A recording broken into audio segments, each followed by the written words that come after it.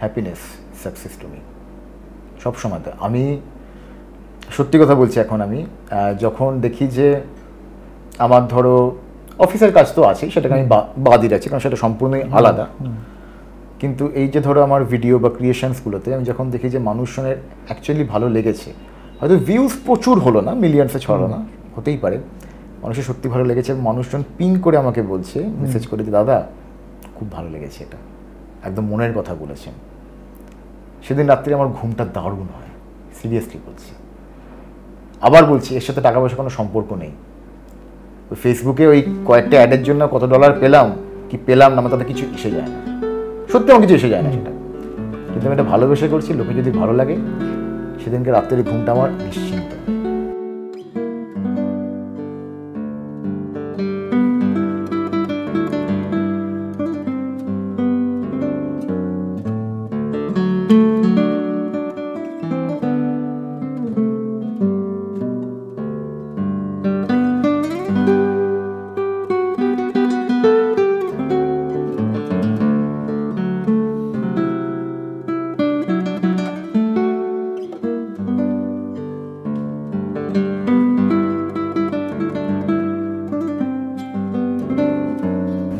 শুভম, কেমন আছো? খুব ভালো আছি, তুমি কেমন আছো? একদম চলছে ভালো। ওয়েলকাম টু লেজালি বাতে। Thank you. তো লেজালি বাতে যেটা আমরা করে থাকি হচ্ছে যে একটা লেজালি পেসে একটা আড্ডা, যেখানে যে আমি তোমাকে শুধু প্রশ্ন করব, সেটা তোমার যদি কিছু মনে হয় আমাকেও তুমি প্রশ্ন করতে পারো। তো সেটা হচ্ছে দ্য মেন মানে ক্রাক্স অফ আমাদের পডকাস্ট বলো, কথাবার্তা বলো বা আড্ডা একদম জেনারেলি। তো শুভম থেকে বং শর্টস হয়ে ওঠার পেছনের গল্পটা কি? মানে বং শর্টস এই যে তুমি শুরু করলে, মানে সেন্ট জেভিয়ার্স কলেজ থেকে ম্যাথস অনার্স করলে, তারপরে তুমি মাস্টার্স করলে স্ট্যাটস নিয়ে আইআইটি বম্বে থেকে, এরপরে যে বং শর্টস হয়ে ওঠার জার্নিটা একটু আমাদের সাথে শেয়ার করো। না, অ্যাকচুয়ালি না, আমি অনেক ছোটবেলা থেকেই নাটকটা করতাম, তো আমার নাটক করতে খুব ভালো লাগতো। পাড়াতে, পাড়ার ক্লাবে, স্কুলে, তারপরে কলেজে বা পরে পোস্ট গ্র্যাড করতে গিয়ে আমি স্ক্রিপ্ট লিখতে বিভিন্ন ধরনের, যখন আমি সত্যজিৎ রায়ের গল্পগুলো পড়তাম মনে হতো যে আমি এটা যদি স্ক্রিপ্ট লিখতে পারতাম তাহলে কেমন হতো, কবুর বন্ধু নাটক ফাটক করা দারুণ লাগতো আমার। তো ওই লেখালেখি বা স্ক্রিপ্টে বা অভিনয়ের ব্যাপারটা ছিল।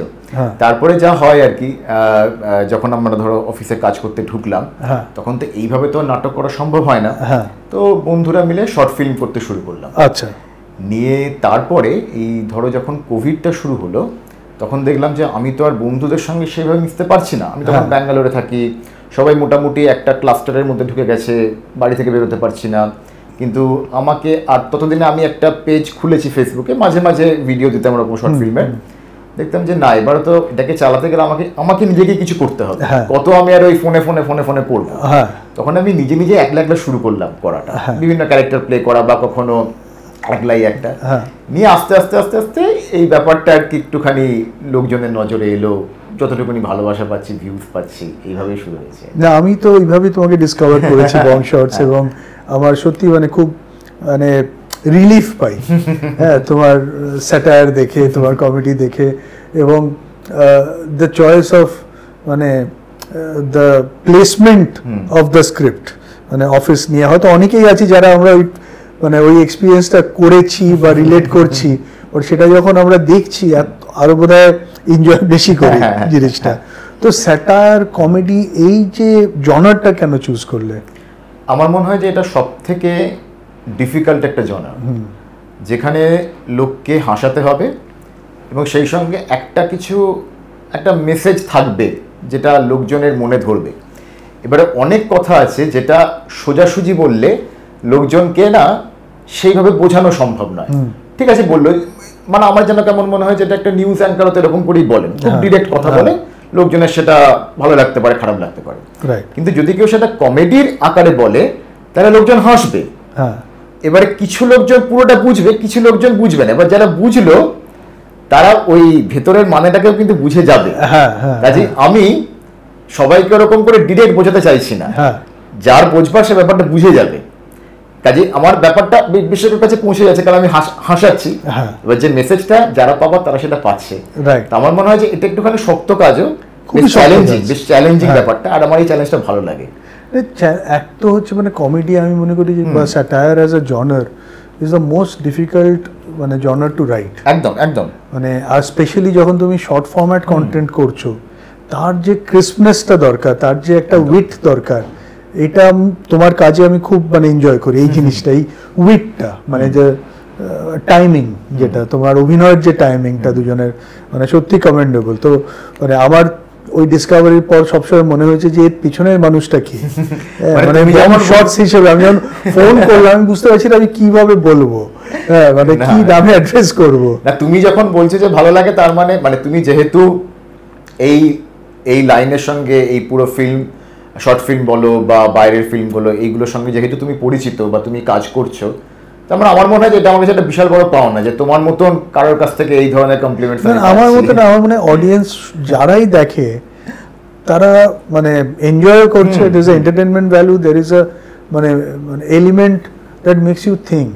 বাট আমার যে প্রশ্নটা আছে যে তোমার এই বসের উপরে একটা সিরিজ দেখলাম 3টে না 4টে পার্ট আছে, হ্যাঁ, তো তারপরে তোমার মানে কর্মক্ষেত্রে কিছু কি সব ফেস করতে হয়েছে? কারণ আমার কর্মক্ষেত্রের সঙ্গে আমার এই ধরনের যে আমি ভিডিওস গুলো বানাই কর্পোরেট এতে অ্যাকচুয়ালি কোনো মিল নেই। কারণ আমি এরকম কিছু অন্তত ফেস করিনি। এটা আমি মানে এই নয় যে আমি অন ক্যামেরা বলছি, আমি অফ ক্যামেরাও বলবো, এই ধরনের কোনো কিছুই আমি ফেস করিনি। সেদিক দিয়ে আমি ভাগ্যবান বলতে পারি, কিন্তু সেদিক দিয়ে আমি মানে ঠিক আছি আর কি, এখনো পর্যন্ত আমার কোনো অসুবিধা নেই। বাট ম্যাক্সিমাম মানে আমি অনেকটা রিলেট করেছি এই ব্যাপার যেগুলো আমি দেখেছি বা এই জিনিসগুলো নিয়ে। বাট যখন অনেক জায়গায় আমার সাথে এরকম হয়েছে, যখন আমি কর্পোরেটে কাজ করতাম এবং আমি লেখালেখি করতাম, বই রিলিজ হচ্ছে, আমাকে একজন বললেন যে আরে তুমি লিঙ্কডইনে তোমার বই রিলিজ হচ্ছে, এটা কেন দিলে?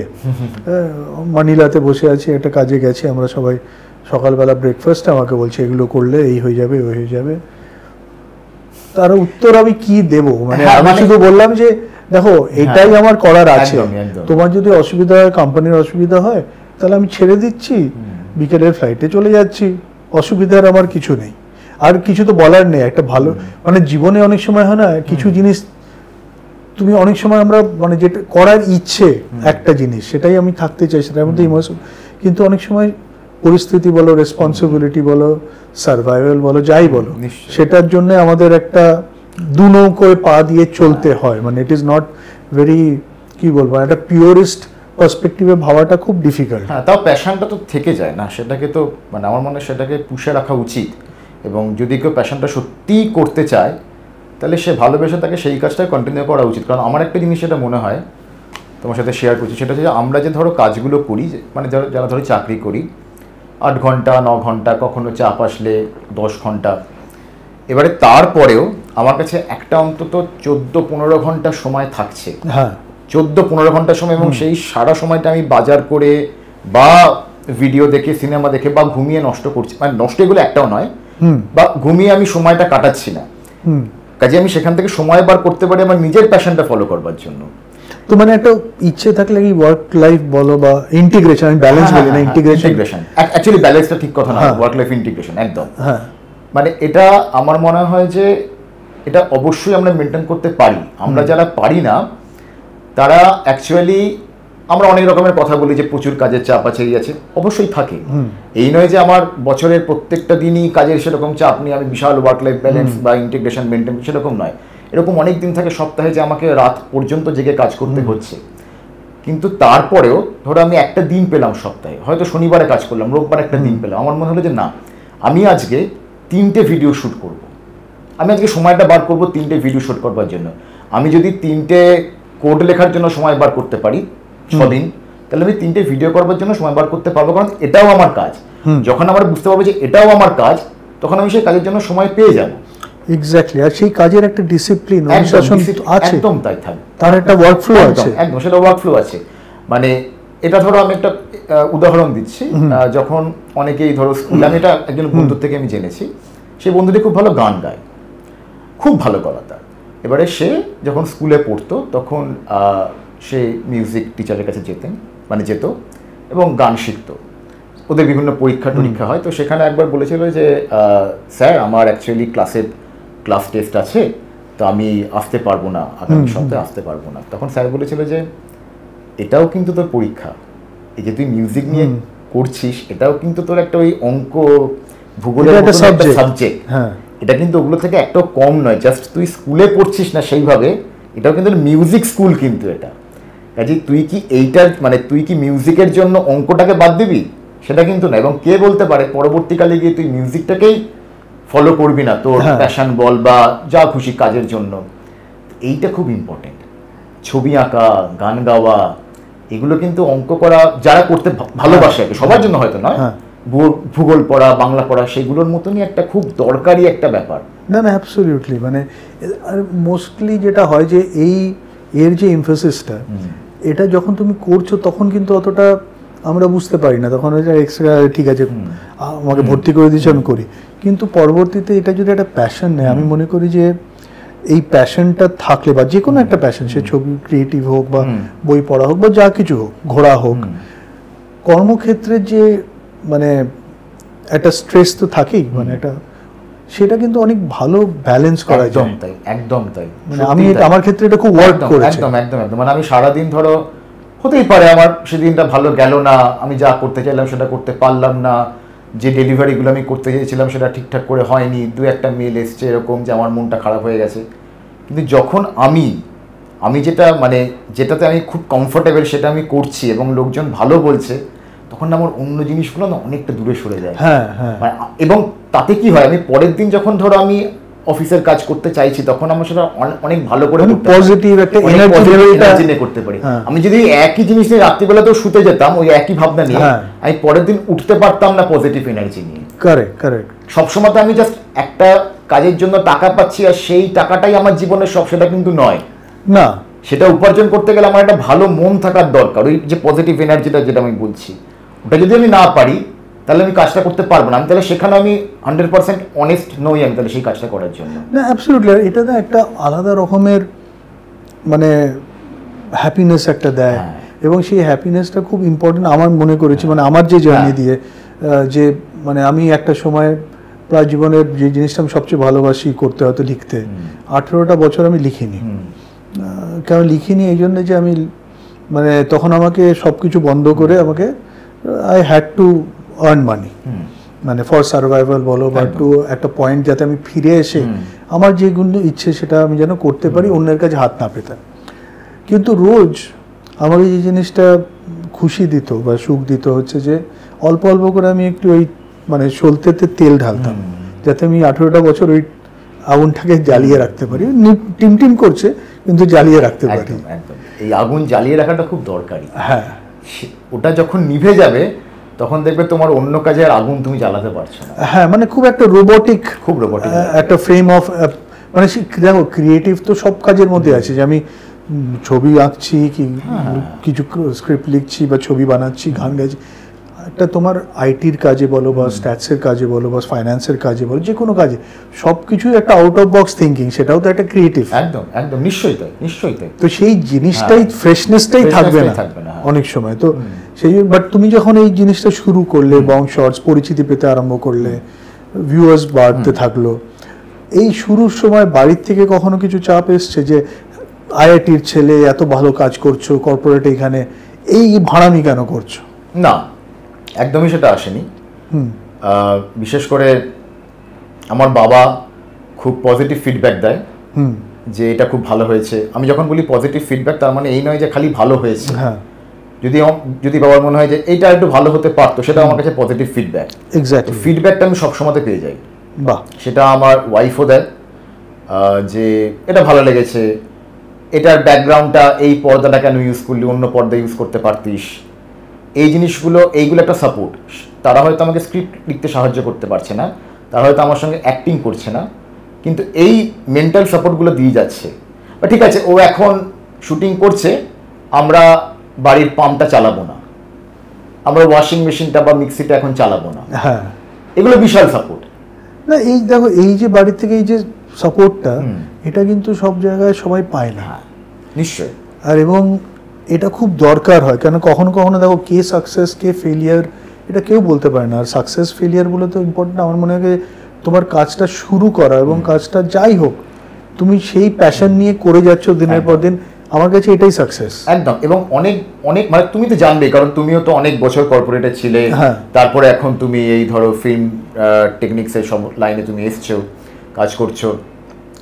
তো এরকম অনেক হয় যে একটা ফেজ যায় যেখানে ভিডিও হয়তো মানুষের কাছে পৌঁছচ্ছে না সেভাবে, হয়তো ভালো লাগছে না, বা আমার মধ্যেও হয়তো একটুখানি স্ক্রিপ্টে একঘেয়েমি এসে গেছে, হতেই পারে। যে কোনো বড় বড় ফিল্ম ডিরেক্টরের সঙ্গে হয়, আমরা তো মানে কেউই নেই, চুনোপুটি লেভেলেরও নই আমরা কেউ। তখন না যেটা আমার মনে হয় যে করবো, আমি একটুখানি সময় নিই, ঠিক আছে আমি 1 সপ্তাহ কিছু করব না, একটু ভাবি, তারপরে গিয়ে ঠিক আছে একটা অন্য কিছু করা যায়, এবং সেটা মানুষের ভালো লেগে গেল। তো এই যে আমি হেরে যাব না, হতেই পারে আমার হাত দিয়ে ভালো বেরোচ্ছে না, বা আমার অভিনয় হয়তো একটুখানি একঘেয়ে হয়ে যাচ্ছে, সেটা হতেই পারে, যে কোনো কারোর ক্ষেত্রে হতে পারে, ফিল্ম স্টারদের সঙ্গে হয় সেটা। কিন্তু ওই সময়টাতে একটু নিজেকে সময় দিতে হয়, একটু অন্য কাজ করলাম, একটুখানি গল্পের বইটি পড়লাম, একটু ফ্রেশ হয়ে নিলাম, দরকার হলে খুব ভালো করে অফিসের কাজ ফাজ করে নিলাম, আর একটুখানি 1 ঘন্টা 2 ঘন্টা বেশি হয়তো আমার করা দরকার নেই তার সঙ্গে করে নিলাম, আমি একটা ফ্রেশ হয়ে গেলাম। মানে তাহলে কি হলো, আমাকে ওই কাজগুলো একটা ফ্রেশনেস দিয়ে দিল, ওই কাজগুলো একটা পজিটিভ এনার্জি দিয়ে দিল এই কাজটাকে করবার জন্য। এটা আমি খুব মেনটেন করি। এই যে তুমি একটা কথা বললে যে হেরে যাব না, আমার এটা খুব মানে খুব একটা বড় বা ইম্পর্টেন্ট একটা কথা, কেননা অনেক সময় এই রকম একটু ফিডব্যাকটা যখন একটা ভালো আসে না, সেটা মানুষ খুব তাড়াতাড়ি পার্সোনালি নিয়ে নেয় এবং সেখানে সে কাজটা থামিয়ে দেয়। হ্যাঁ একদম। মানে আমাদের ক্ষেত্রে বা আমাদের সমাজের ক্ষেত্রে এটা খুব তাড়াতাড়ি আমরা এই ডিসিশনটা নিই যে যে পাস ফেলে, যে ছোটবেলা থেকে এই কনসেপ্টটা প্রথম আমি মাস্টার্স করতে গিয়ে বিদেশে দেখলাম, যখন বহু বছর আমি করতে গেছিলাম MBA। তো এই পাস ফেলের ব্যাপারটা নেই ওখানে, মানে এই কনস্ট্রাক্ট যে ফেল করেছিস, মানে তখনই তার মধ্যে একটা হীনমন্যতা ঢুকিয়ে দিল, একটা লো সেলফ এস্টিম চলে এলো। বাট সেই মানুষটার মধ্যে, সেই ছেলেটি বা সেই মেয়েটির মধ্যে কি অনেক ট্যালেন্ট আছে, সবাই তো এক না। একদম একদম। তো আমার মনে হয় এই যে জিনিসটা মানে আমরা যাই করি, এই কোর বিহেভিয়ার, যে হয়তো চানাচুর বিক্রি করছে, কি যে ট্যাক্সি চালাচ্ছে, কি আমাদের মতো একটু অফিসে কাজ করছি, এই কমন ট্রেডটা is very important for human existence. এবং আমার যেটা মনে হয়, আমরা সবাই কিছু না কিছুতে ভালো, কিছু না কিছুতে হতে পারে। আমি হয়তো গিটার বাজাতে পারি না, বাট আমি একটা অন্য কিছু করতে পারি। যে গিটার বাজাতে পারে সে হয়তো কোড লিখতে পারে না, যে কোড লিখতে পারে সে হয়তো অ্যাকচুয়ালি কোডটা খুব ভালো লিখতে পারে, তার হয়তো এই সময় এক্সট্রা কারিকুলার অ্যাক্টিভিটি কিছু নেই। যে লোকটা টোটো চালায় বা রিক্সা চালায়, সে হয়তো ওটা খুব ভালো করে করে, সে হয়তো ওইটার পুরো মেশিন টেশিন সবকিছু জানে যে কিভাবে মেরামত করতে হবে। আমাদের সবার মধ্যেই কিছু না কিছু আছে, কিন্তু যখন মানে আমি আমার চারপাশের লোকজনের কাছ থেকে আমি যদি ওই উৎসাহটা না পাই, তুই খুব ভালো, এটা তুই এটা ভালো করে কর, দেখবি ভালো হবে, তুই টোটোর যে পুরো মেশিন টেশিন গুলো ভালো করে জানিস, তুই একটা গ্যারেজ খোলার চেষ্টা কর। আমি খুব মানে সমাজে আমি বলতে গেলে নিচের লেভেলের কথা বলছি, আমি উঁচু লেভেলের মানুষের কথা বলছি, সাধারণ মানুষ যাদের সঙ্গে আমরা রোজ ইন্টারাক্ট করি। ভাই তুই রিক্সা চালাতে পারিস, জানিস তো, তুই না আর একটু বেশিক্ষণ চালা, ওই রুটটা দেখার চেষ্টা কর, এই রুটটা দেখ, তুই বাসের খুব ভালো কন্ডাক্টর, তুই একটুখানি বাস চালাবার চেষ্টা কর না, দেখ না পরে একটা বাসও কিনতে পারিস তুই। এই যে ছোট মোটিভেশন গুলো, সবাইকে তো বড় রকেট সায়েন্টিস্ট হওয়ার দরকার নেই না, সমাজ চলবে না তাহলে। এটার সাথে যেটা তুমি বলছিলে যে তোমার মানে বাবা, তোমার বাড়ি থেকে যে সাপোর্টটা তোমাকে, আমার এটা অনেকের কাছে এই সাপোর্টটা আসে না, এবং এই সাপোর্টটা খুব মানে আমার মনে হয় যে মানে একটা মানুষের হ্যাপিনেস বলো বা ইচ্ছে বলো, ছোট ছোট ইচ্ছে, আর এই ছোট ইচ্ছে থেকে কাল কে কোথায় চলে যায় কেউ বলতে পারে না। বাট এই ইচ্ছেটা আমি এটাই রিকোয়েস্ট করবো, যে অডিয়েন্স দেখছেন, মানুষকে একটু মোটিভেট করুন, নিশ্চয়ই একটু সহযোগিতা করুন, অত সহজে খারাপ বলবেন না, একটু ভাবুন।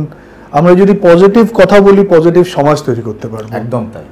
মানে আমরা সবাই এর মধ্যে দিয়ে গেছি, যে একটা পিরিয়ড এসছে প্রচুর মানে হয়তো মানে নেগেটিভিটির মধ্যে দিয়ে আমরা সেটাকে লড়ে, কেউ দাঁড়াতে পারে, কেউ পারে না, সবার এক মেন্টাল স্ট্রেংথ না, সবার এক, অনেকটা ব্যাপারটা অনেক সময় হয় যে একটা লাকের ব্যাপারও থাকে, যে তোমাকে জীবন সেই চান্সটা দিয়েছে, বা তোমার জীবনে কেউ এলো, সে তোমাকে সেই হাতটা বাড়িয়েছে।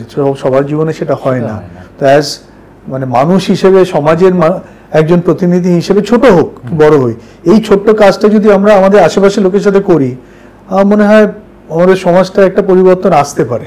নিজেরও খুব ভালো লাগে, সবচেয়ে ভালো আমি কাউকে একটা কিছু ভালো জিনিস বললাম, ভালো কথা বললাম, ভালো উপদেশ দিলাম, আমার তো দারুণ লাগে, সিরিয়াসলি খুব ভালো লাগে।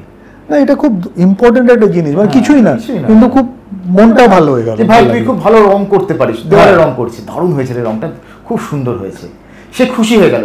সবাইকে তো ভাইরাল হওয়ার দরকার নেই, না দরকার নেই, আর ভাইরাল হলেই যে আমি সাকসেসফুল সেটাও না, খুব ভুল কথা। মানে আমাদের যে ছেলেটি এখন কফি দিয়ে গেল, আমাদের চা দিয়ে গেল, সে রিলস বানায়, নিজে এডিট করে নিজের ফোনে, আমরা খুব তাকে এনকারেজ করি যে কর, এবং তার ইংরেজি শেখার ইচ্ছে, তো আমরা তাকে বলেছি আমাদের সাথে ইংরেজিতে কথা বলবি, কিন্তু প্রথমে সে বলছে না আমি লজ্জা পাচ্ছি, আমি যদি ভুল বলি, কথাটা ভুলেন না, কথাটা হচ্ছে তুই বলতে বলতে বলতে বলতে শিখবি, এবং শেখার জন্য কেউ যদি তোকে ফিডব্যাক দিচ্ছে বা শেখাচ্ছে তখন তুই খারাপ মনে করবি না। এবং আজকে সত্যিও ভালো ইংরেজি বলছে, বাট এই ছোট ছোট জিনিসগুলো আমাদের খুব, মানে একটা মানুষের, একটা 21 বছরের ছেলে, সে তো শুধু অফিসের ছোটখাটো কাজ করতে আসেনি, তার একটা স্বপ্ন আছে। একদম, কে বলতে পারে যে সে একদিন স্টুডিও খুলবে না, নিজে খুলবে না, এবং যদি সেদিন যেদিন খুলবে আমাদের থেকে প্রাউড কেউ হবে না। একদম তাই, মানে আমার মনে হবে যে একটা মানুষের স্বপ্নটাকে হয়তো একটা ছোট্ট ইট আমরাও রাখতে পেরেছি, তো এটা খুব ইম্পর্টেন্ট। এই যে তুমি ধরো স্ক্রিপ্ট লিখছো, শুট করছো, এর মানে যে স্ক্রিপ্টটা যখন তুমি লিখছো এর প্রসেসটা কি, মানে তুমি কি মানে লেখার জন্য আলাদা টাইম দিচ্ছ বা স্ক্রিপ্ট শর্ট ডিভিশন করছো প্রপারলি?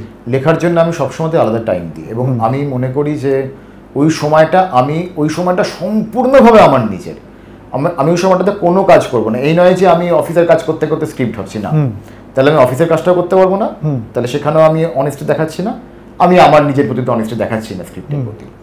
তো আমার মনে হয় যে যখন আমার সব কাজ হয়ে গেছে, আমার অফিসের কাজ শেষ, আমার খাওয়া দাওয়া শেষ, আমার পরিবারকে এই মুহূর্তে আমার দরকার নেই, আমার কাছে একটা আধ ঘন্টা 1 ঘন্টার সময় আছে, তখন আমি ভাবা শুরু করি যে আচ্ছা কোনটা নিয়ে আমি করতে পারি, আমার কারেন্ট টপিক কী আছে, সেখানে আমি কী করে মেসেজ দিতে পারি, যেখানে আমি কমেডির মাধ্যমে কোনো কথা আমি বলতে পারি।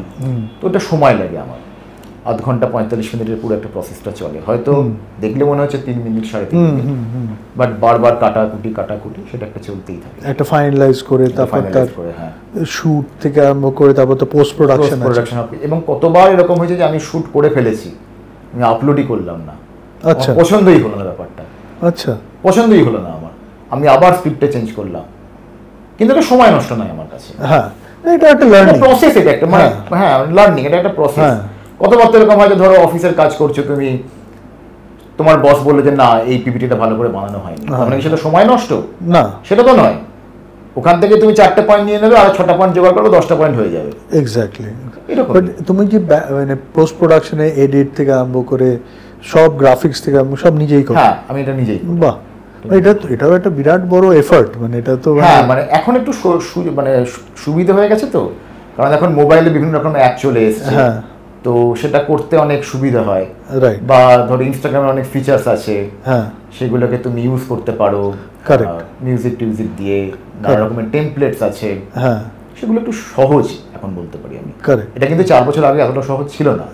সেখানে আমাকে তখন, আমার একটা ল্যাপটপ আছে, নতুন ল্যাপটপ কিনবো করে আমার কেনা হয় না, সেই ল্যাপটপটা চালাতে আমার সময় লাগে 37 মিনিট, এতটা সেটা স্লো হয়ে গেছে মানে। এবং সেটা যখন অন হয় তারপর আমাকে বসে থাকতে হয় যে কখন পুরো সবকিছু খুলে টুলে একদম রেন্ডার হচ্ছে।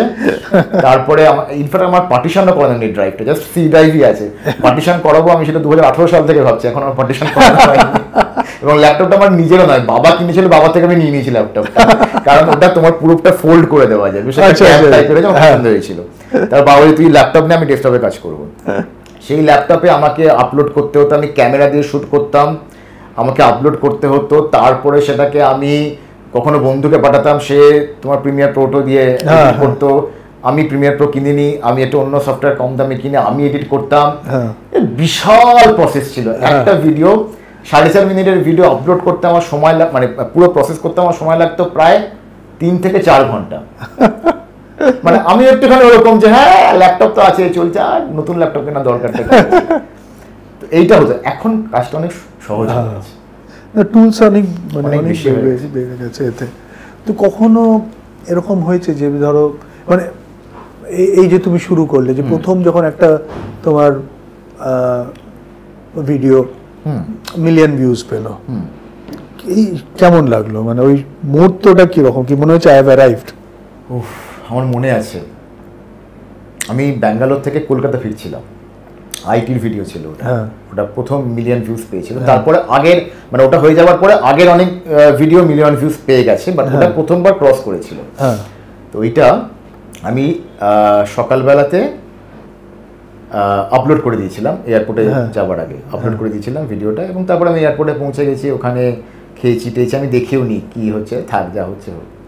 ফ্লাইটে আছি 2.5 ঘন্টা 2 ঘন্টা 45 মিনিটের ফ্লাইট, কলকাতায় ল্যান্ড করলাম। কলকাতায় ল্যান্ড করে দেখি আমি না জাস্ট এটা কি হলো, এরকম ভিউজ কেমন করে হয়ে গেল, আমি জাস্ট ভাবতে পারিনি যে এরকম ভিউজ হবে। দেখি ওই 4 ঘন্টা আগে ভিডিওটা দিয়েছি, অলরেডি 125K ছাপিয়ে গেছে। এটা সম্ভব না, এটা আমি ভুল দেখছি, এটা হয়েছে। এবং তারপরে আমি কলকাতাতে এসে একটা বোধহয় শনিবার এসেছিলাম, তারপরের দিনে আমার একটুখানি বেরোবার দরকার ছিল, এই সল্টলেক নিউটাউনের দিকে একটা কাজে গেছিলাম আমি। আমাকে দেখে 3-4 জন বেশ চিনতে পারছেন, এর আগে আমাদের ব্যাঙ্গালোরে কিছু লোক চিনতেন। আচ্ছা তাহলে ওই ভিডিওটা রেফারেন্স দিয়েছে যে এই ভিডিওটা আপনাকে দেখলাম, হ্যাঁ আপনাকে এই ভিডিওটা দেখলাম, আইটির ভিডিওটা। তখন আমার না এবার তো বেশ ব্যাপারটা ভালো লাগছে, জমে গেছে ব্যাপারটা। ওইটা আমাকে খুব আনন্দ দিয়েছিল, ইন্সপায়ার করেছিল, প্রচন্ড ইন্সপায়ার করেছিল। মানে আমি ওই ভিডিও থেকে কত টাকা পেলাম সেটা তো অবশ্যই একটা আমার ভালো লাগার ব্যাপার আছে, অবশ্যই। আমি একদমই না, একদমই না। আমি প্রায় 3 বছর ভিডিও বানিয়েছি, আমি কোনো ইনকামই করিনি ভিডিও থেকে। আমার তার সত্ত্বেও পুরো বানিয়ে গেছিলাম, এবং এখন আমি ওই একই স্পিরিট নিয়ে বানাই। মানে এখন মানে জিনিসটা হচ্ছে ভালো লাগার জায়গা থেকে না হলে ওটা তো একটা মানে কনসিকুয়েন্স, সেই কনসিকুয়েন্সটা মেনে নিতে হবে। বাট প্রথম হচ্ছে ভালো লাগা, বাট তারপরে ওই যে ছোটবেলায় আমাকে লোকে চিনবে, এখন আমি আর অতটা ইয়ে করি না, তখন ওইগুলো খুব খুব ভালো লেগেছিল এই ব্যাপারটা। মানে I can understand the feeling, যে একটা মানে সত্যি আমি খুব অনেস্টলি আমি বলছি ব্যাপারটা, যারা রিলেট করতে পারবেন তারা তো অবশ্যই এটা বুঝতে পারবেন। সত্যি মনে হয়েছিল যে হ্যাঁ, এই যে লোকে যে আমাকে বলছে তার মানে এটা ওনাদের ভালো লেগেছে। এই যে লোকের ভালো লাগাটা যে কত বড় একটা ব্যাপার তখন আমি বুঝেছিলাম। এটা একটা বিরাট ইম্প্যাক্টও করে, কারণ মানুষ যখন ওটা দেখছে সে একটা রিলিফও পাচ্ছে, আবার সে ভাবছে যে মানে এটা আমি একলা না। এবং আমি এই প্রসঙ্গ নিয়ে একটু সিরিয়াস জায়গায় ঢুকছি, যে এটা কিন্তু অনেক মানুষের মেন্টাল হেলথকে অনেকভাবে উৎসাহ করছে, সাপোর্ট করছে এবং হেল্প করছে। একদম তাই। কারণ আজকালকার দিনে আমি যেটা দেখছি, দেখো মানুষের সাথে কথা খুব কম বলে। আমরা মেসেজ করছি, করছি, ভাবি যে আরে ওকে ফোন করলে ও তো ব্যস্ত হবে, কি ভাববে, এইভাবে। এগুলো ছোটবেলায় আমরা অন্তত আমাদের সময় ভাবতাম না, যারা আমরা 80s বড় হয়েছি। আমাদের তো তখন ফোন বা মোবাইলের অপশন ছিল না, একটা ল্যান্ডলাইনই ছিল। কিন্তু এখন আমরা অনেক বেশি ভাবি যে কে আমি ফোন করবে, ব্যস্ত আছে, কি ভাববে না ভাববে, এগুলো ছিল না। কিন্তু আমরা অনেক বেশি খুশি ছিলাম ওই সময়, মানে হয়তো সাধারণ ছিলাম, সিম্পল ছিলাম, অত কমপ্লিকেটেড ভাবনাও আসেনি যেটা আজকে আসে। তো তোমার কখন এরকম মনে হয়েছে, মানে নিজের এক্সপিরিয়েন্স থেকে, যে মানে দেখো বাইরে থেকে দেখে অনেকে তোমাকে বা আমাদের অনেকেই ভাববে যে এর জীবনে কি অসুবিধা হতে পারে, বাট এমন সময় কখন এসছে যে তোমার হয়তো লিখতে ভাল লাগছে না, মানে there is a mental health disturbance, মানে উইথ মানে কোভিড, বিফোর, ডিউরিং, আফটার, কোনো মেন্টাল হেলথ চ্যালেঞ্জ, ক্রাইসিস কখনো ফেস করেছো? কোভিডের সময়টা অ্যাকচুয়ালি প্রচণ্ড ডাউন লাগতো। মানে এরকমও হয়েছে যে অফিসে প্রচণ্ড কাজের চাপ হচ্ছে, হয়তো আমার হচ্ছে বা আমার বউয়েরও হচ্ছে, সেটা তো মানে খুব স্বাভাবিক ব্যাপার, একটাগুলো হয়। কিন্তু ওই সময়গুলোতে কী হতো, কারোর সাথে তো বেরোতে পারছি না, ঘুরতে পারছি না, নিজেরাও কোথাও যেতে পারছি না, ঘরে বসে বসে কেমন একটা যেন জড় পদার্থের মতন হয়ে গেছিলাম ওই সময়টাতে। এবং তখন এরকমও হয়েছে যে 10:30টার সময় ঘুম থেকে উঠছি, জলখাবার কোনোদিনও খাচ্ছি না, জাস্ট কোনো রকমের চান টান করে ফ্রেশ হয়ে কাজে বসে গেলাম। তখন ব্যাঙ্গালোরে থাকতাম, প্রচুর লাইট চলে যেত, আর তখন আমাদের মানে পাওয়ার ব্যাকআপও ছিল না, যে ফ্ল্যাটটাতে থাকতাম, কাজ করতে অসুবিধা হচ্ছে, মানে একটা অদ্ভুত টাইপের একটা পরিস্থিতি। মানে তখন যে লিখবো, সেই লেখার মানে ওই লেখার জন্য একটা মনের দরকার, তো সেই মনটাই আসছিল না। কাজের চাপ আছে অফিসের, বাড়িতে তখন বাবা মা কলকাতাতে, আমরা ব্যাঙ্গালোরে, তারা কীরকম ইয়ে হচ্ছে, তারাও দুশ্চিন্তায় ভুগছে। আমরা খালি এখানে বলছি যে পাশের পাড়াতে কোভিড হয়ে গেছে, পুরো ইয়ে করে দিয়েছে, পাড়াটাকে পুরো সিল করে দিয়েছে, যেতে পারছি না ওখানে।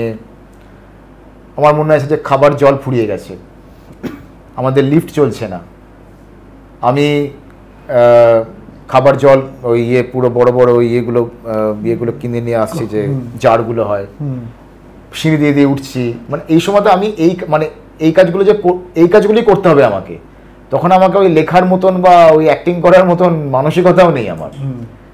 তো এই জিনিসটা তো অবশ্যই থাকে। তখন মনে হয় না যে আমরা আমাদের যে প্রবলেমের যে স্ফিয়ারটা তৈরি করি, মানে ইন রিয়েল লাইফ সেটা প্রবলেমই না, অ্যাকচুয়ালি প্রবলেম না, মানে আমি যে প্রবলেমগুলো বললাম সেটা হয়তো যে মানুষগুলো বা যে ধরো পরিযায়ী শ্রমিকগুলো যারা প্রচুর অনেকটা রাস্তা হেঁটে এসছে নিজেদের বাড়ি আসার জন্য, তারা আমার এই প্রবলেমগুলো শুনবে বলে এগুলো কোনো প্রবলেমই না। সত্যিই তাই, আমরা ওদের কষ্টটা বুঝতে পারি না। আমরা আমাদের প্রত্যেকের ওই স্ফিয়ার বানিয়ে নিই আমাদের প্রবলেমের, কিন্তু ওদের যে কষ্টগুলো, যে আস্তে আস্তে পায়ে ফোসকা পড়ে যাচ্ছে বা কোলের শিশুটা হঠাৎ করে সাড়া দিচ্ছে না, আমরা পারবো ওগুলো ফেস করতে? না, সেটাই হচ্ছে যে আমরা পারবো না, আমাদের সেই শক্তিটাই নেই। শক্তি নেই। আমরা নিজেদের অনেক সময় মনে করি যে আমরা প্রচুর দেখে নিয়েছি, দেখে নিয়েছি, কিছু দেখিনি আমরা। মানে আমি সেদিনকে আমাদের এখানে একজন গেস্ট এসেছিলেন, জয়রাজ ভট্টাচার্য, উনি থিয়েটার অভিনেতা, ডিরেক্টর। তো জয়রাজের সাথে আমি প্রচুর কাজ করেছি এবং আমার খুব ঘনিষ্ঠ ছোট ভাইয়ের মতো বন্ধু। তো ওই একটা কথা আমাকে বললো যেটা আমার মনে খুব দাগ কেটে গেছে, যে এই যে মানে কোভিড বলো, কৃষক আন্দোলন বলো, যে আমরা দেশ চালাচ্ছে কৃষকরা, হ্যাঁ, তাদের যে ওই যে একদম নিচের লেভেলের যে মানুষ, তাদের যদি যন্ত্রণা আমরা বুঝতে না পারি, তো আমরা যেখানেই যাই বসি নিজেদের যাই মনে করি, কিছু এসে যায় না। মানে আমি তো মনে করবো এত কিছুর মধ্যে উই আর ভেরি প্রিভিলেজড। একদম তাই, এটা খুব ইম্পর্টেন্ট একটা ওয়ার্ড, আমরা খুব প্রিভিলেজড। আমরা ওদের কষ্টটা বুঝি না, আমরা নিজেদের মধ্যে খেয়েই করবো, এই তুই একে ভোট দিস, তুই একে ভোট দিস, এগুলো কোনো সমস্যা নয়। সমস্যা বুঝতে গেলে ওদের লেভেলে গিয়ে ওদের কাছে গিয়ে কথা শুনতে হবে। এক্স্যাক্টলি। তো এই যে মানে আমাকে একজন সেনকে জিজ্ঞেস করলেন যে তুমি মানে এই যে পডকাস্ট করো হ্যান ত্যান, কেন, এগুলো কি ব্যাপার? তো আমার উত্তর হচ্ছে, দেখো আমি এটা খুব নিজের সেলফিশ একটা ইন্টারেস্টে করি, কারণ আমার হয়তো অনেক নিজের জিজ্ঞাসা আছে, আমার অনেক প্রশ্ন আছে, সেই প্রশ্নগুলো আমি উত্তর খুঁজি আমার গেস্টের থ্রুতে। হ্যাঁ, তো আমি এটা খুব সেলফিশ রিজনে আমি পডকাস্ট করছি বা করার চেষ্টা করছি, এবং আমি মানুষের ভেতরের শক্তি যেটা তাদের ইন্সপায়ার করে, বা সেটা যাদের যে একটা কোর কাজের বাইরে যারা গিয়ে কাজ করছেন, বা অনেক ক্ষেত্রে যারা ধরো একজন আর্টিস্ট হওয়ার ডিসিশন নিয়েছেন অ্যাজ এ কেরিয়ার, তো সেটা তো সহজ ডিসিশন না। মানে এখন সে নিয়েছে, এবং তার যে নেওয়ার পেছনের যে কারণটা, এবং তাকে সাস্টেন করেছে 12 বছর 14 বছর ওই জায়গায় আছে, আমার কাছে ওই গল্পটা বা তাদের ওই কথাটা শুনে আমি নিজেকে অনেক সাহস দিই। একদম, হ্যাঁ, যে আমি তো মানে আমাকে তো ওই রকম লেভেলে স্ট্রাগল করতে হয় না। তো সেই ক্ষেত্রে আমার মনে করি যে আমি সত্যি খুব প্রিভিলেজড, এবং আমার জায়গায় দাঁড়িয়ে যদি আমি চেষ্টা করি যে এনাদের কিছু কথা আমি দর্শকদের সামনে তুলে ধরি, এবং অনেকে বলতে আরে তোমার কি তো ছোট চ্যানেল হ্যান ত্যান, বাট আমার কাছে সেটা অবজেক্টিভ না। ছোট চ্যানেল বড় চ্যানেল ওইটা কোনো আমার কাছে যদি একটা মানুষও যদি সেটা শুনে যদি ইন্সপায়ার হয়, সেটা হয়তো সে 4টে লোককে বলতে পারে, এবং সেটা একটা ক্রস পলিনেশনের কাজ করে। একদম তাই। তো আমার কাছে ওইটুকুই হচ্ছে আমার পাওয়া বা আমার ভালো লাগার জায়গা, আর কিছু না। ভালো লাগার জায়গাটা খুব ইম্পর্টেন্ট। সবসময় টাকা দিয়ে সবকিছু, টাকা বা কোনো ধরো একটা মেট্রিক্স তো আমি অ্যাচিভ করছি না, যে এত ভিউজ, এত subscriber. No, I am not in the rat race, not at this age. মানে এখনো যদি আমি ওটা ভাবি, তাহলে কিন্তু আমার এত দিনের জীবন দর্শনটা একদম এই ম্যাচুরিটি যখন চলে আসবে না, তখন মনে হবে যে না, আমি 5টা লোককে যদি আমি ইন্সপায়ার করে থাকি, তাহলে ওটাই আমার কাছে অনেক সময় হয়, আমি জানি না তোমার হয় কিনা, যে অনেক কিছু হয়তো করতে ইচ্ছে করে, কিন্তু একটা ইনহেরেন্ট ভেতর থেকে একটা লেটেন্ট ফিয়ার বলো বা ভয় বলো, সেটা কিন্তু ভয়টা হয়তো অযৌক্তিক, কিন্তু তোমার ভাবনার ভয় ওটা। আমি জানি না তোমার হয় কিনা কখনো। হ্যাঁ, মানে আমি ওই ভয়টা অ্যাকচুয়ালি ছোটবেলা থেকেই পাই না, আমি করে ফেলি, এটা আমার করার দরকার, আমি এইভাবেই বলবো, আমি করে ফেলি ব্যাপারটাকে। তো সেক্ষেত্রে আমার যদি মনে হলো যে আমি এইখানে গিয়ে এই কাজটা করব, আমি এখানে গিয়ে নাচবো, সেখানে প্রচুর রিলেটিভসরা আছে, তারা হয়তো ভাবে বাবা এ কে রে বাবা, বয়স হয়ে গেছে, দেখো না, আমাকে কিছু যায় না। কখন এটা ভয়টা পেয়েছো যে ফিয়ার অফ রিজেকশন, এই যে তুমি ভিডিওগুলো দিলে লোকের যদি ভালো না লাগতো বা?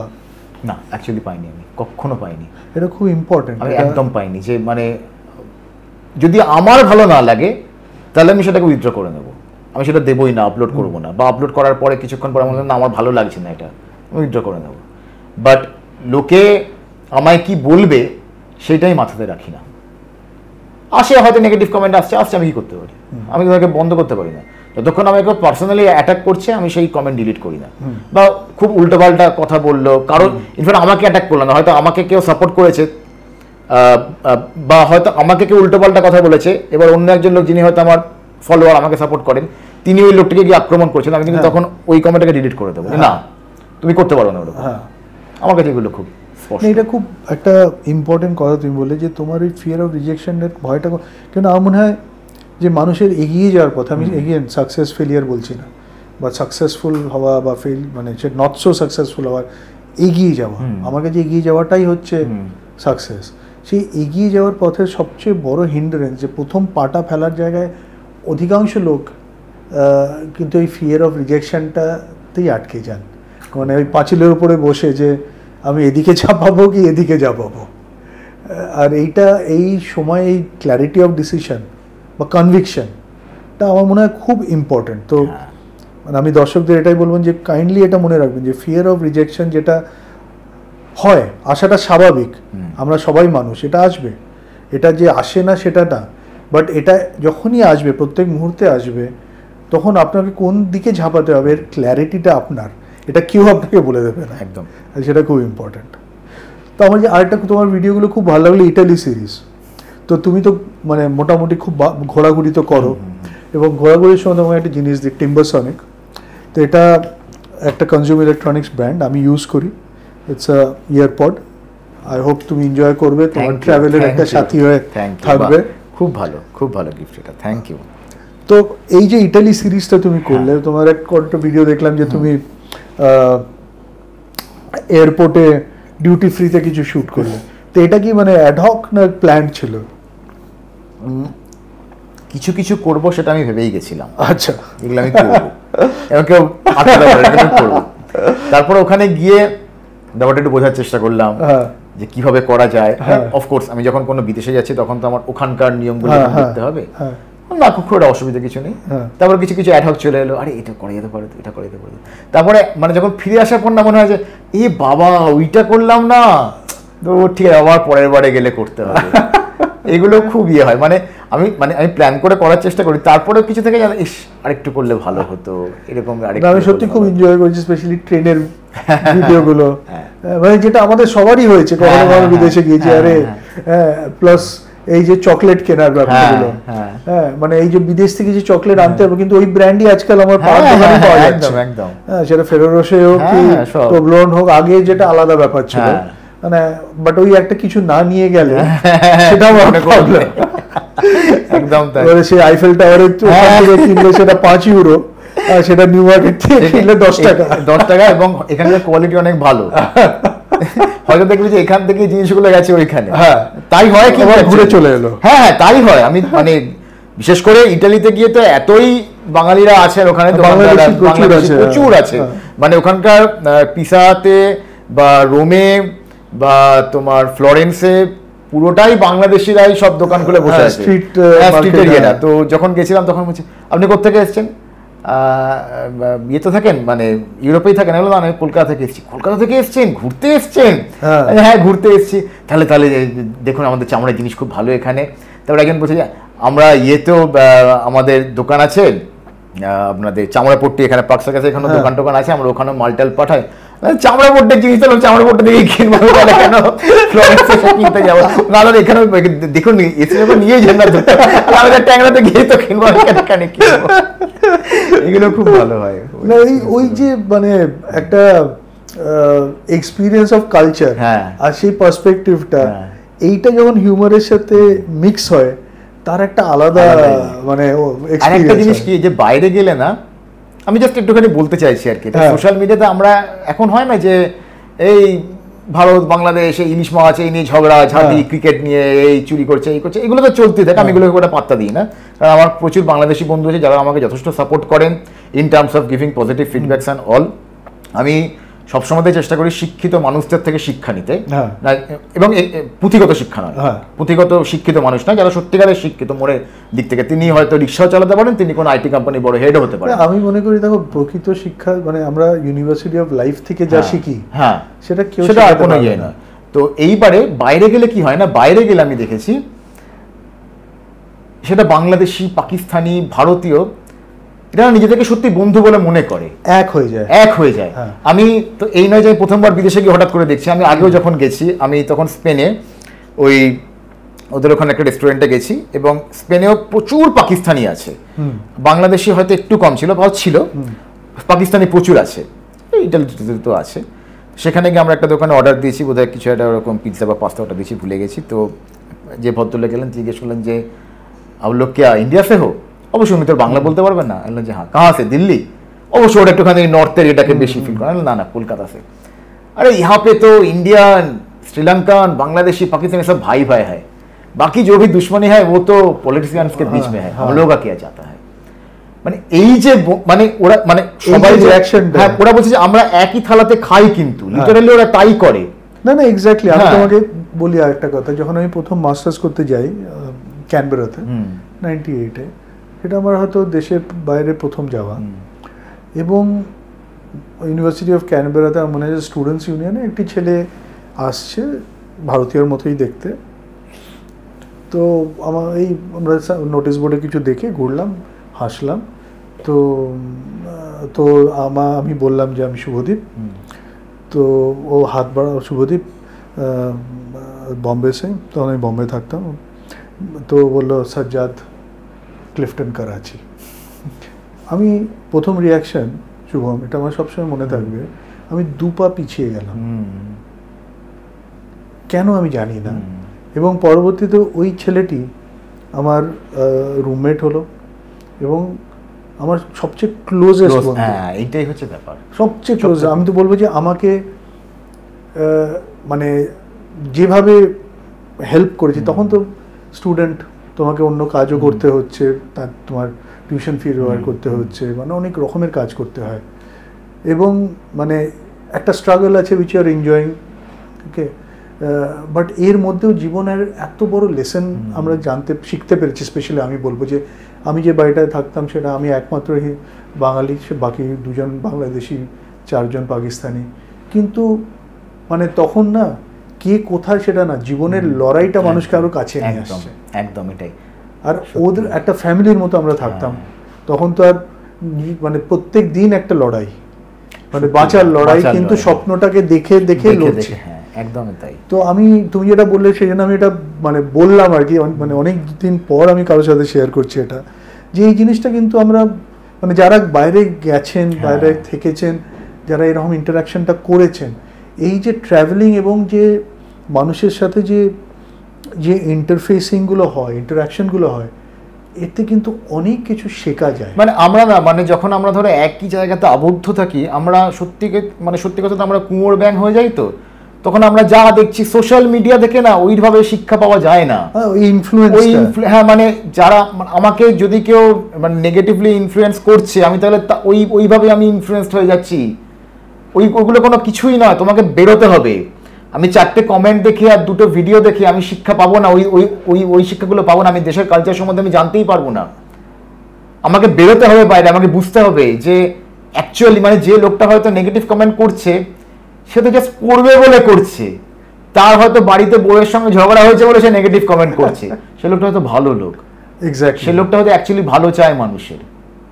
এই যে আমি বাইরে গিয়ে যখন আমরা মেলামেশা করি সব একসঙ্গে, তখন এগুলো ভালো বোঝা যায়। এক্স্যাক্টলি। আমি ওই হাওড়াতে বসে আমি ইয়েতে কি বলে, হাওয়াই দ্বীপপুঞ্জে কি হচ্ছে ভালো করে বুঝতে পারবো না, বা অন্য জায়গাতে প্রতিবেশী দেশে কি হচ্ছে, বা এবং ওখানকার মানুষেরা এখানে কি হচ্ছে সেগুলো বুঝতে পারে না, উল্টো পাল্টা বলে যাবে সবাই। এই পার্সপেক্টিভটা আলাদা হয়ে যায় যখন তুমি একটা নিউট্রাল স্পেসে গিয়ে যখন মানুষের সাথে মেশো, তখন তোমার মনে হবে যে সামনের মানুষটাও তো মানুষ। একদম তাই। হ্যাঁ, মানে আমার ওই যে এক্সপিরিয়েন্সটা, যে আমি 2 পা পিছিয়ে গেলাম, সাজ্জাদ শুনে না, ক্লিফটন, করাচি শুনে, যে আমি 2 পা পিছিয়ে গেলাম। এবং কেন পিছিয়ে গেলাম, যে আমার কাছে সবসময় এটা একটা পারসেপশন করা হয়েছে সেই পারসেপশনটা আমি কখনো চ্যালেঞ্জও হয়তো করিনি, আমি অ্যাকসেপ্ট করে নিয়েছি। তো জীবনে অনেক কিছু জিনিস হয়, আমি মনে করি যে একটু নিজেরা ভাববেন, সব কিছু ফট করে অ্যাকসেপ্ট করে নেবেন। আজকাল সোশ্যাল মিডিয়ার যুগে আমরা অনেক সংবাদ পাই, অনেক নিউজ পাই, ফেক নিউজ পাই, একটু নিজের বিবেচনা দিয়ে তার অ্যাকসেপ্টেন্সটা নিজের মনে করবেন। একদম তাই। তো শুভম, আমাকে একটা জিনিস বলো, শুভম বা বংশর্সকে কোনো কিছু রাগায় আজকালকার মানে আজকের পৃথিবীতে? হ্যাঁ, তো রাগায় তো বটেই। মানে এই যে তুমি বললে ফেক নিউজ, গুজব ছড়ানো, বিদ্বেষ ছড়ানো, এখন তো বেশিরভাগ ক্ষেত্রেই, ধরো আমি কন্টেন্ট ক্রিয়েশনের কথাই বলছি, বেশিরভাগ ক্ষেত্রেই মানুষ কি হয়েছে যে ভিউজ চাইছে প্রচুর, এবং ভালোবাসার থেকে তো বিদ্বেষের ভিউজ আমার তো মনে হয় যে সবসময়তেই বেশি হয়। আলটিমেটলি ভালোবাসারই জয়টা হয়, সেটা কিছু করার নেই, আটকানো যাবে না। কিন্তু ওই আর কি, একটা শর্ট পিরিয়ড অফ টাইমের জন্য বিদ্বেষটা খুব বেশি করে ছড়িয়ে যায়। সেটা আমি বেশ কয়েকটা ভিডিওতে আমি নিজের কমেন্টসেও দেখেছি। সেটা শুধুমাত্র যে কোনো একটি দেশের মানুষ বলে না, আমার নিজের দেশের মানুষের ক্ষেত্রেও আমি দেখেছি সেটা হচ্ছে। এটা আমি অ্যাকচুয়ালি রাগায়ের থেকে বড় কথা হচ্ছে কষ্ট দেয়। আমার কিছু যায় আসছে না এতে, কিন্তু ওই মানুষগুলো তো ভুল বুঝছে যারা করছে এগুলো। এইভাবে তো মানুষের ভেদাভেদ তৈরি করা যায় না, কারণ আলটিমেটলি সেটা কালচার বলো, শিক্ষা বলো, এগুলো কোনো কিছুই ওই বর্ডার মানে না। শিক্ষাটা এতটাই বড় ব্যাপার, সেটা সমগ্র পৃথিবীর মানুষকে একসঙ্গে বেঁধে রাখতে পারে। এই যে তুমি বললে যে আমি সিডনিতে গিয়ে করাচির সঙ্গে একজন ছেলের সঙ্গে আলাপ হলো, তুমি তার থেকে শিক্ষা পেলে কিছু একটা, সেও তোমার থেকে কিছু একটা কালচারালের কিছু একটা শিক্ষা পেলো।